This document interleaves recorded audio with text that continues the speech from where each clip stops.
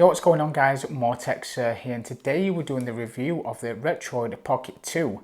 Now I've had this for over a month and I've got to say it's a really great retro handheld, but has it really got any cons? Let's find out.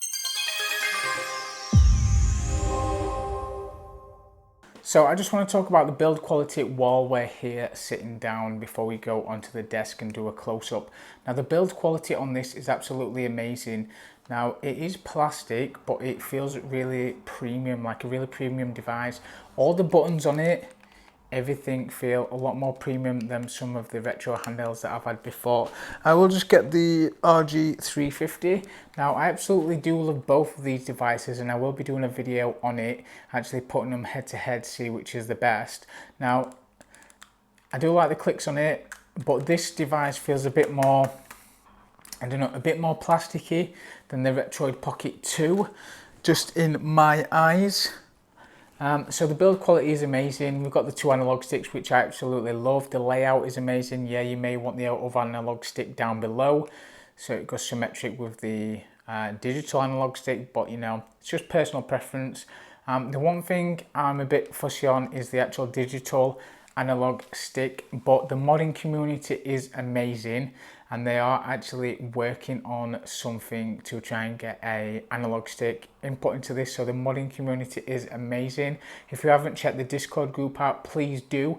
I'll put the link down below. The community is great. If you've ever got any questions or you're struggling with anything, pop it in there and they'll be able to answer it straight away. So overall, the actual device build quality is amazing. Fits in your hands perfect, not too big, not too small. The monitor is the right size, I think, for the actual device. And I've got to say, I played with it for a couple of hours. And yeah, your hands will start to hurt after a couple of hours, but give them a quick stretch and then hey presto, you're good to go again. So that is just the quick personal review on the build quality. As I said, everything is really premium on it, and if you want to check the unboxing down below that I've done before and you can just get a better look at the actual device itself when we unbox it, it is in the, I think it's going to be in the top left corner now, or it could be in the right, I don't know, but it's in one of the corners anyway, so go and check that out. But now we're going to move over to the desk and we will actually run through the device and let you know what we actually think. So here we have it, the Retroid Pocket 2. Now we're just going to have a quick look around the device first. So at the top we've got the back buttons and the front shoulders. We've got the power button. We've also got the volume, the charging port and the HDMI mini. On the front we've got the analog sticks, the 4 buttons, the D-pad, speakers at the bottom which I really like, and then the home, start and select. And then on the bottom we've got the SD card and the audio jack port. So we're just going to get into it straight away. So a little thing to know when you jump into this device is you need to press home, hold it for around 10 to 5 seconds, and then the cursor will come up. It is really responsive, I'm not going to lie, and then we can get straight into the menu. So we go on that, and this is a menu that we've got. I'm just going to take that off. So I've included the AMD link, but that doesn't work. I wanted to try and test that out. So as I say, this is what we've got on the actual system. So I'm just going to show you, just going to go down quickly. So we've got all the emulators here, the N64, PSP, Recast. If you want to use Dreamcast emulators, get Flycast, trust me, it's a lot better and it works like a charm. We've also got Scummy, we've got another N64 emulator, and then we've got RetroArch. RetroArch, you can use this. This is a nice bit of kit if you just want to chuck everything through within and not do each emulator separately. But as I say, it's each to their own. We've also got the Retroid app now. This comes pre-installed with all the games. So what we'll do is we will launch that right now and I'll show you all the games that it comes pre-installed with.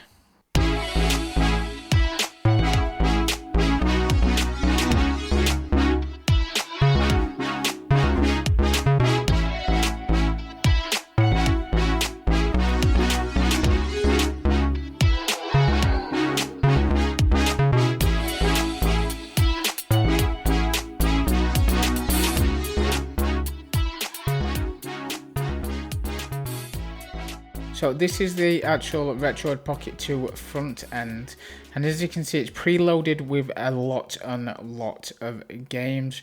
We've got a variety of different games here. These are all the PSP games at the moment. Overall, the amount of games that it comes preloaded with is around 2,000. So if you're not bothered about actually putting any of your games on it, you just want a device that's ready to go out of the box, then happy days, you're ready and you're good to go straight away. Game Boy Advance, Sega, and I say Dreamcast, couple of Dreamcasts, not many. Got MAME on here as well. It says the list goes on and on and on and on. Now there is one way that you can actually download the games onto the system. So I just thought I'd show you this really quickly. Now the quickest way to get into the setup for this is actually pressing home. Now I'm not going to go fully into this because I'm going to do a separate video on this, but it's actually amazing. You've got all your key binding settings, and you can also actually go into the store. They've actually got a store on this, guys, where you can download games onto it via the internal SD card, so you ain't got to mess about. You haven't got to mess about putting ROMs onto it, taking it out, putting it in your computer. So that's a really nice addition that I like to see. So we're just going to exit out of this anyway. I know this is always a pain. So what you need to do when you exit out, you need to just go into Switch Systems and it will switch the system straight back for you. So what we're going to do now is we're going to show you a bit of gameplay from some of the emulators, and I'm also going to put some of the specs up on the screen now at the side, and also some pros and cons which I think you just need to look out for when you do buy this device. So as I say, look out for the pros and cons on this next part of the video.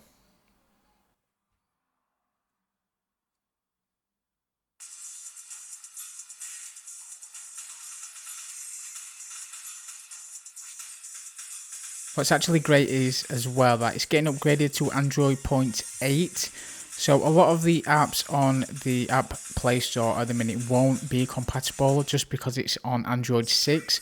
So we're going to get Android 8 at the back end of October. So that's something nice to look forward to, and hopefully it will help the device run a lot more apps and games.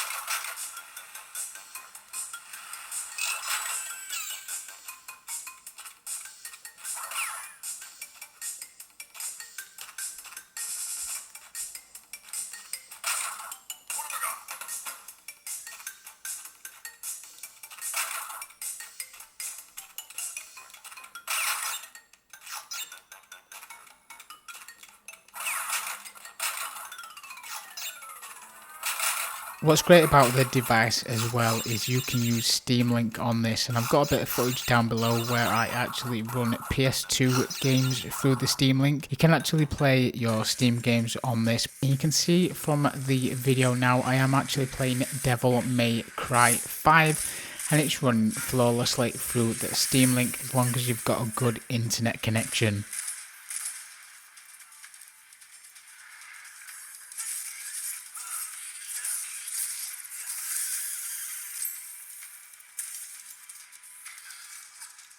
I have also tried the Xbox xCloud app, but for some reason it just doesn't work on Android 6. Hopefully when we get the update it will run better on Android 8.